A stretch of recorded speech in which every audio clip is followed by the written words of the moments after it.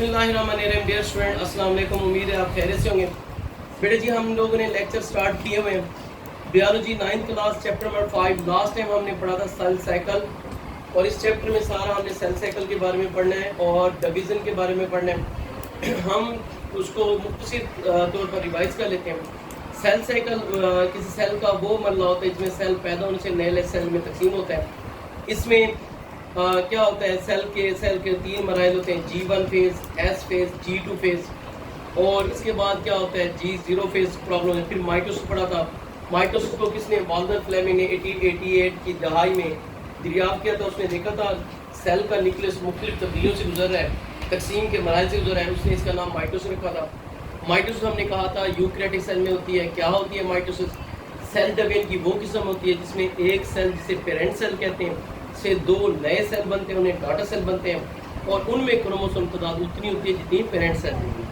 Prophase इसका मरला पड़ा था, 4 मराइल थे। प्रोफेज वो मरला होता है जिसमें सेल की के अंदर जो विरासती मादा होता है, क्रोमेटिन कहते हैं, इसकी कंडेंसेशन होती है, क्रोमोसोम वाज़े नजर आना शुरू होते हैं, आइसोमर स्पिंडल फाइबर बनते हैं, और क्रोमोसोम अपने आप को स्पिंडल फाइबर पर अलाइन करते हैं। आज का हमारा टॉपिक है मेटाफेज। इसमें ये देखें, ये सेल है, आइसोमर, ये सेंट्रोसोम है। सेंट्रोसोम अपने आप को अतराफ में क्या करते हैं, ले आते हैं, और यहाँ से तो ये जो है आपके स्पिंडल फाइबर, ये सेंट्रोसोम से ओरिजिनेट हो रहे हैं। ये भी स्पिंडल फाइबर है, ये भी स्पिंडल फाइबर है, और ये भी स्पिंडल फाइबर है। और ये जो स्पिंडल फाइबर है जो एक सेंट्रोसोम से दूसरे सेंट्रोसोम तक जा रहे हैं, इन्हें कहते हैं काइनेटोकोर स्पिंडल फाइबर। और एक स्पिंडल फाइबर ऐसे होते हैं जो अधूरे होते हैं, यानी इनकम्प्लीट होते हैं, इन्हें कहते हैं नॉन काइनेटोकोर स्पिंडल फाइबर। अब क्या होता है, क्रोमोसोम अपने आप को इक्वेटर पर, सेल की इक्वेटर पर क्या करते हैं, तरतीब देते हैं। ये देखिए आइसमत यहाँ पर बिल्कुल दरमियान में ये इक्वेटर लाइन होती है, ये देखिए इसके दरमियान में अपने आप को तरतीब देते हैं ये, और इस चीज़ को हम कहते हैं मेटाफेज प्लेट, ठीक है। और ये सारा अमल होता है मेटाफेज में। इसके बाद होता है एनाफेज। एनाफेज में क्या होता है, ये देखें, अगर हम ध्यान से देखें, ये हमारे पास क्रोमेटिड था, यहाँ पर सेंट्रोमियर था, और यहाँ पर लगी थी प्रोटीन, उसका नाम था काइनेटोकोर प्रोटीन, और ये स्पिंडल फाइबर लगे हुए थे।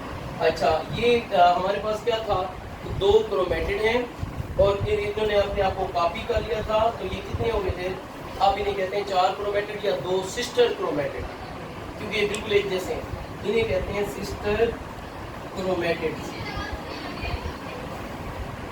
ठीक है, सिस्टर क्रोमेटिड है। अब क्या करेगा, स्पिंडल फाइबर जहाँ लगा हुआ था प्रोटीन, काइनेटोकोर प्रोटीन, इसको खींचेगा, और इस तरफ से स्पिंडल फाइबर ये काइनेटोकोर इसकी प्रोटीन जो लगी इसको इस तरफ खींचेगा, तो तस्वीर यूँ हो जाएगी, एक सेट क्रोमोसोम का इधर चला जाएगा और एक सेट क्रोमोसोम का इधर चला जाएगा। अब देखें, ये देखें, 4 थे सिस्टर क्रोमेटिड थे, अब ये हो जाएंगे सिस्टर क्रोमोसोम।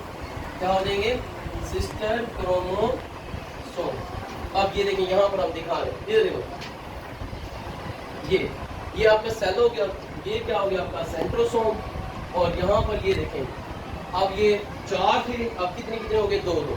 अब मैंने आपको शुरू में कहा था क्रोमोसोम की शक्ल कुछ इस किस्म की होती है, तो ये जो क्रोमोसोम इस तरह का है, दूसरी तरह भी इसी तरह का होगा क्रोमोसोम, बिल्कुल जैसा, इसलिए आप इन्हें सिस्टर क्रोमेटिड नहीं कहेंगे। यहाँ पर क्या है, सिस्टर क्रोमेटिड, इसमें मेटाफेज में, और यहाँ पर क्या कहेंगे, इन्हें सिस्टर क्रोमोसोम। और ये देखिए, यहाँ पर ये अलग हो गए, ठीक है, इसकी डिसजंक्शन हुई है, यहाँ पर जंक्शन हुई है, मिले हैं, और यहाँ पर डिसजंक्शन हुए, जुदा हुए।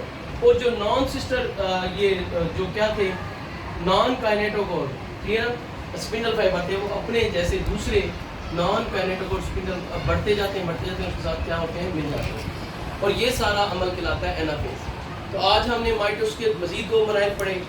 क्या पढ़ा है, मेटाफेज। मेटाफेज में क्रोमोसोम अपने को इक्वेटर, खत्ते इस्तिवा, दरमियान वाली लाइन पर क्या करते हैं, तरतीब देते हैं, और इस अमल कहते हैं मेटाफेज प्लेट। एनाफेज में ये क्रोमोसोम की डिसजंक्शन हो रही है, अलग हो रहे हैं। किस तरह से अलग हो रहे हैं, जब स्पिंडल फाइबर जुड़े थे काइनेटोकोर प्रोटीन से, वो इसको अपनी तरफ खींचते हैं, जहाँ पर सेंट्रोमियर था उस जगह से खींचते हैं। अब ये सिस्टर क्रोमेटिड नहीं बल्कि क्या कहला रहे हैं, सिस्टर क्रोमोसोम। और यहाँ पर देखें आप, ये नॉन काइनेटोकोर स्पिंडल फाइबर अधूरे हैं, यहाँ पर ये क्या हो जाते हैं, कंप्लीट हो जाते हैं, दूसरे साथ मिल जाते हैं। तो ये उम्मीद करता हूँ आज के ये लेक्चर आपको 2 टॉपिक अच्छे से समझ आ गए होंगे। अगर इसके बावजूद भी आपके जहन में इस टॉपिक से रिलेटेड कोई मजीद सवाल हो तो आप मुझसे पूछ सकते हैं, तो इंशाल्लाह मैं कोशिश करूँगा इसका आपको सही से जवाब देने की। ओके, अल्लाह हाफिज़।